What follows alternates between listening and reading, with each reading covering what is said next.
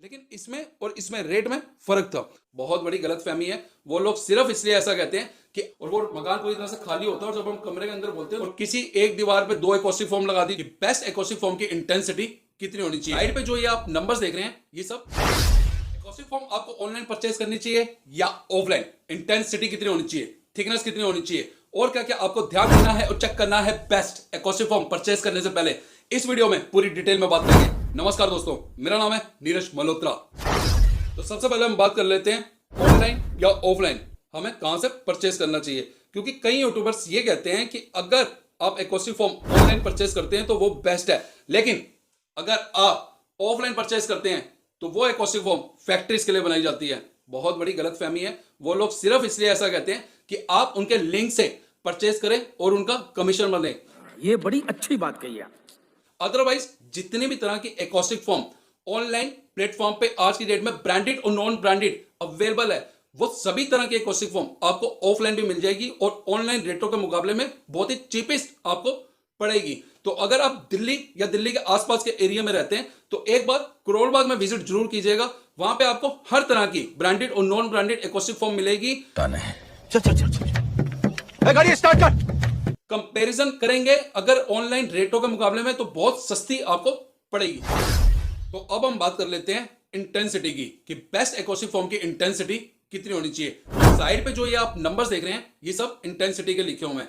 इससे कम इंटेंसिटी भी आती है फॉर्म में और इससे ज्यादा इंटेंसिटी भी आती है, लेकिन ये मैंने एग्जांपल के तौर पे आपके लिए कुछ नंबर्स लिख दिए हैं। तो नंबर्स पे हम बाद में बात करेंगे। सबसे पहले मैं इंटेंसिटी का मतलब बताता हूं आपको, क्योंकि बहुत सारे लोगों को तो ये नहीं पता कि इंटेंसिटी बोलते किसे हैं। अबे जल्दी बोल, कल सुबह पनवेल निकलना है। तो इंटेंसिटी का मतलब होता है फॉर्म की हार्डनेस और उसका वेट। जैसे जैसे इंटेंसिटी कम होगी, मतलब कि कम इंटेंसिटी की अगर आप एकॉस्टिक फॉर्म परचेज करेंगे तो उसमें हार्डनेस भी कम होगी, ऐसे प्रेस करने में बहुत इजीली प्रेस हो जाएगी और उसका वेट भी कम होगा। और जैसे जैसे इंटेंसिटी आप हाई लेते जाएंगे उसमें हार्डनेस बढ़ जाएगी और उसका वेट भी ज्यादा हो जाएगा। तो इंटेंसिटी का मतलब ये होता है। अब आ जाते हैं हम इस नंबर्स पे। तो 32 इंटेंसिटी इनफ है। 32 से नीचे अगर आप लेते हैं तो इसको भी आप अच्छी तरह से समझ लीजिए, क्योंकि ये जो यूट्यूब पे जो वीडियो दिखाते रहते हैं ना व्लॉगर अपने यूट्यूब पे, कि ये देखिए 300 रुपए की शीट है, 3x6 की पूरी एक शीट मिल रही है, वो ये 27 इंटेंसिटी होती है और ये किसी काम की नहीं होती। 300 रुपए की एकॉस्टिक फॉर्म वो वाकई में खराब होती है। अच्छा, तो इसको आपको परचेस नहीं करना। इसका रीजन ये होता है कि ये 27 इंटेंसिटी की एकॉस्टिक फॉर्म बहुत ज्यादा सॉफ्ट होती है। अब सॉफ्ट क्यों होती है? एक्चुअली में ये अंदर से खोखली होती है। इन द सेंस ये जो थिकनेस है इसकी, ये 2 इंची है। अब 2 इंची थिकनेस के अंदर आपको 32 भी मिलेगी, आपको 40 भी मिलेगी और आपको 27 भी मिलेगी। तो आप खुद समझदार हैं कि अगर एक एकॉस्टिक फॉर्म की लंबाई, चौड़ाई और मोटाई सब सेम है तो उसका वेट अलग अलग क्यों है? क्योंकि अंदर से वो खोखली है। तो यही रीजन है कि जो कम इंटेंसिटी होती है वो सस्ती होती है और ज्यादा इंटेंसिटी महंगी एकॉस्टिक फॉर्म में सेल होती है। तो अगर आप 32 से नीचे एकॉस्टिक फॉर्म परचेस करते हैं तो आप अपने पैसे वेस्ट कर रहे हैं। और अगर आप 32 से ऊपर एकॉस्टिक फॉर्म परचेस करते हैं, जैसे कि 40, 52 पे अगर आप चले जाएं तो भी आप अपने पैसे वेस्ट कर रहे हैं।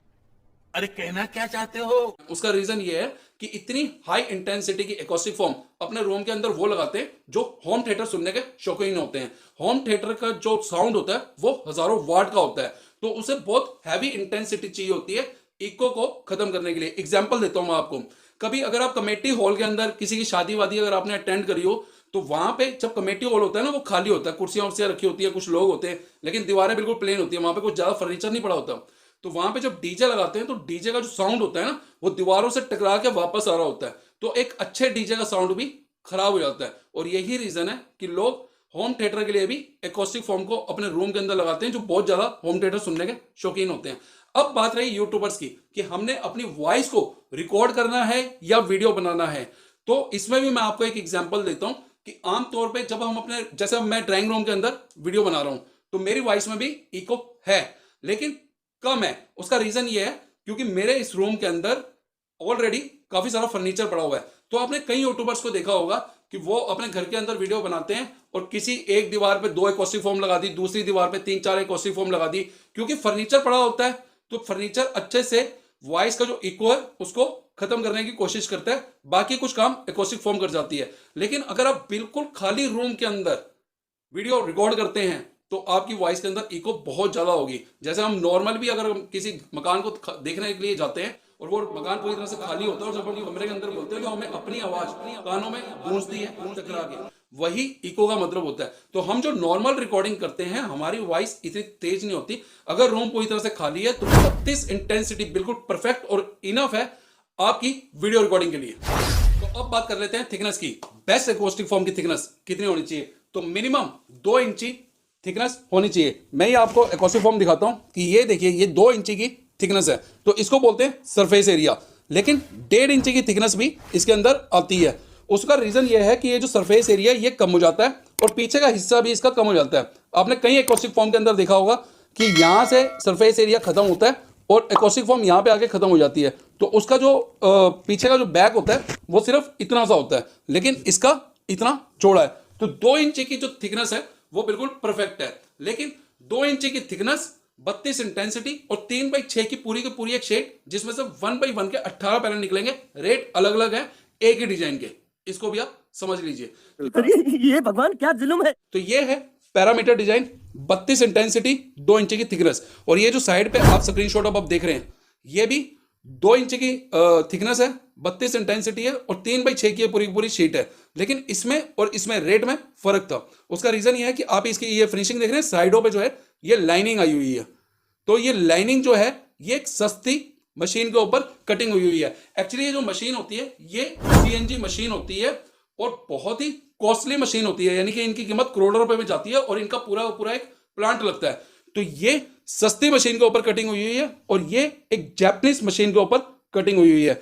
अगर एक एकॉस्टिक फॉर्म इस तरह की हम रूम के अंदर लगाते हैं तो इसमें हमारी जो वॉइस है उसकी क्लैरिटी ज्यादा होगी और इसमें क्लैरिटी कम होगी।